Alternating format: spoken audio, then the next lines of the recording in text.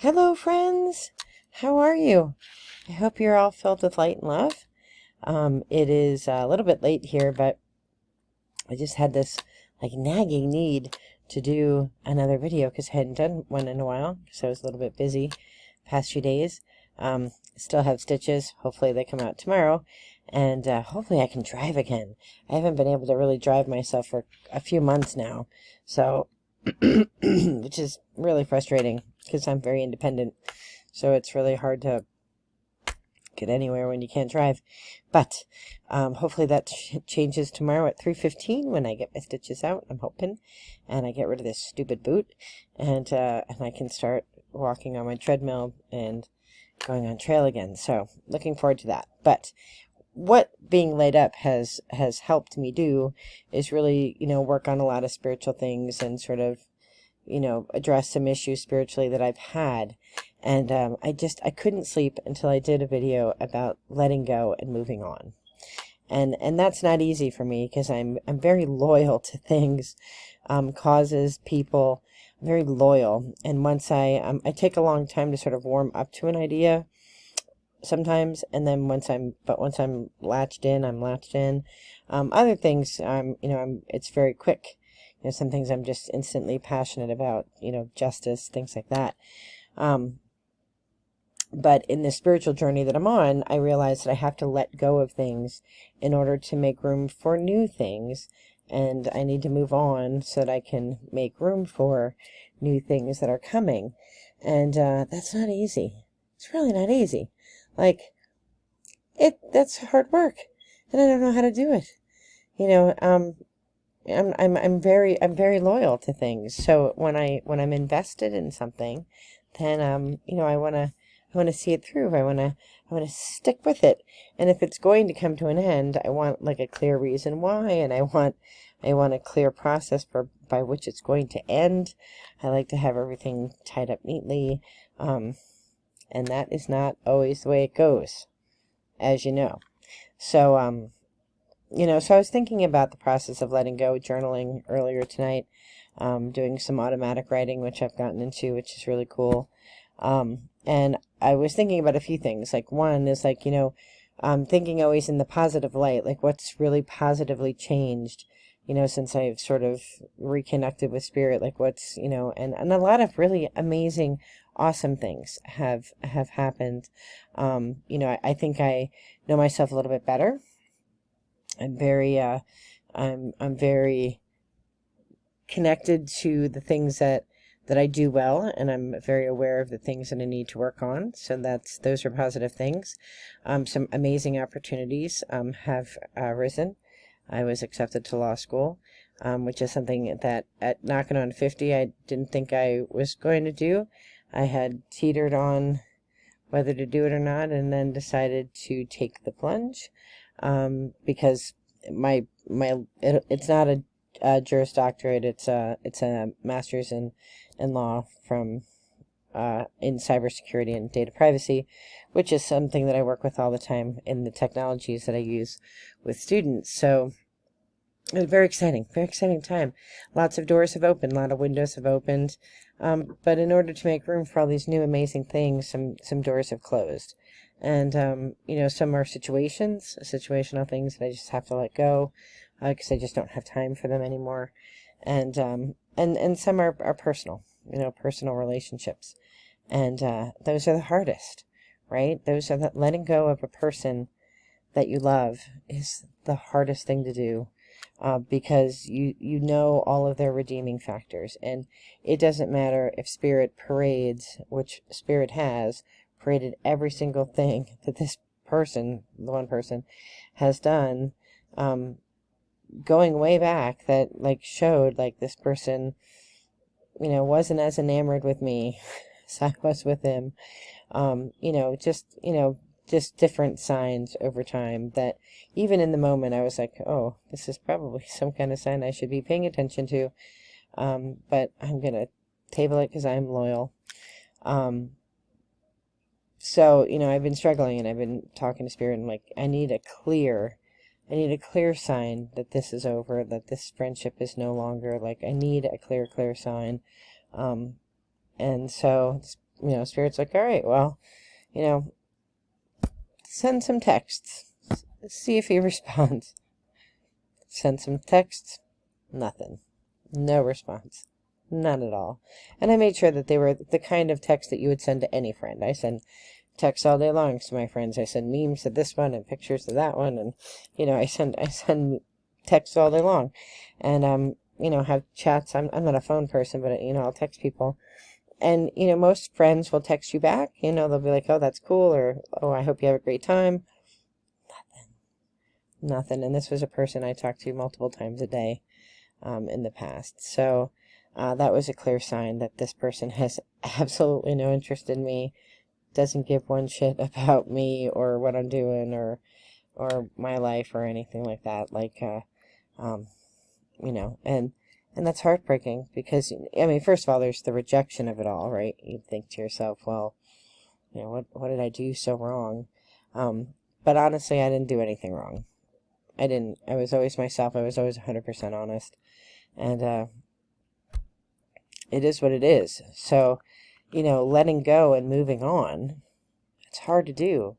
But I have to, right? Because, we have to surrender those things which no longer serve, our highest good. And clearly being sad about this person doesn't serve my highest good. But also we have to make room for the really good energy that's coming in. Like, I can't hold on to negative energy anymore. I just can't. Like, there's no room in this spiritual path that I'm on to do that, right? So I just need to let go, and it's been tough. That's tough stuff. And, we can try to make light of it. We can try to make it easier, but it doesn't make it easier because it breaks our heart. It's sad, right? It's sad. But then I think of all the amazing things that have happened since I've allowed Spirit more access to my life. And then I've relied on Spirit for more answers about directions I should go in and things that I should do. And so it's good, right? Right? Because, in a forest, I like to backpack, right? So in a forest, when you're setting up your tent, the very first thing you look for is what they call widow makers, right? You look up. You look around you first. You look for flat, and you look for, no snakes and whatnot. But you look up to make sure that nothing is going to fall on you. Because there's dead wood in every forest, right? There's dead wood that's just waiting to fall on a tent in the middle of the woods 5 miles from a road. So you always want to make sure you're looking at all of your surroundings, not just what's around you, but what's above you and what's below you. So we often forget to look up, right? So I think that's a good metaphor for life. We often forget to look up, and there are things that we need to let go of when we're looking up, that are dangerous. And, that's the way it is. So letting go and moving on are tough things. And if you're going through a letting go process, or if you're going through a moving on process, and often those two go hand in hand, give yourself time, right? Like just saying, well, I'm going to let that go. I've tried that. It doesn't work. You actually have to go through a process. You have to grieve it. You have to lament a little bit. This is why poetry is written, right? This is what the core of music is, right? You have to, let it go. And you have to accept that sometimes there's no answer to the question, why? Why did this happen? Why did this person leave me? Why did this situation happen? Why did this thing happen at work? Sometimes you're never going to get an answer to the why. And that's hard for people like me who are like, I just want to neatly tie up things, and if it's over, I'm fine with that, but let's tie it up neatly and say why, and part as friends, and off we go into the sunset. Sometimes that's just not going to happen, and you don't have control over that. So just relinquish control. So easy to say, harder to do. But know when you have to move on. Know when you need to clear that energy for something new to come in. That's even better. And I have no doubt that I have great horizons coming up. I'm going to meet a ton of great people in grads, and I can't believe I'm going back to grad school again. I've already been through it, but I'm going again. because I'm passionate about justice in the cyber world. So I'm excited about, providing justice to people who are victims on the dark web. So I wanna study that, and I needed room in my life because studying takes a lot of time, and I don't need the drama of a person who's like not fully on board. You know, you need a good support platoon, and people who aren't trying aren't in it. I guess. I guess it's hard when you're a person who gives 100%. I expect 100% back.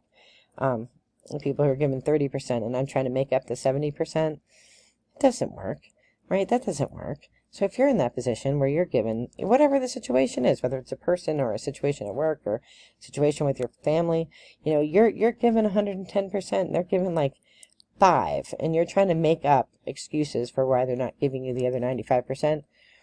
You have to step back from it, look at it, and be like, it is what it is, but, I can give 100% to this situation, and I'm going to get a return on my investment. This situation, dead in the water.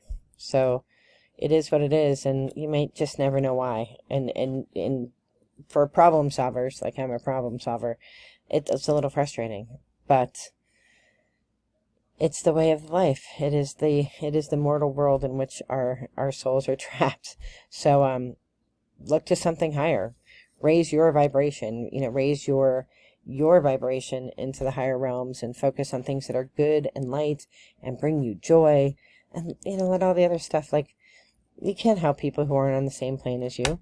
You can't help when somebody just wants to live in a low vibration and never ascend that. Like, you can't help that, whether it's a coworker or a family member. You have to work on you. And the only person you can ever change is you. So, and to do that work is getting used to letting go. And then once you're able to let go, I think, things get better. And that's hard when you're in it, but eventually, the Bible phrase, "this too shall pass." It's true. This too shall pass. You learn that as you get older. My son gets all upset about things, and I'm like, he's 20. I just realize it's not going to mean a thing in a week, let alone, a year from now. He's not going to remember it. The harder stuff, things that are, that deal with our ego, those are the hardest things to let go. But you can do it. And so I'm wishing you all the best in light and love. Whatever you have to let go of and move on from, I'm wishing you all the support of all the angels and all the spirit guides and Jesus and the whole soul community. So wishing you all the best of light and love. Be well. Bye-bye.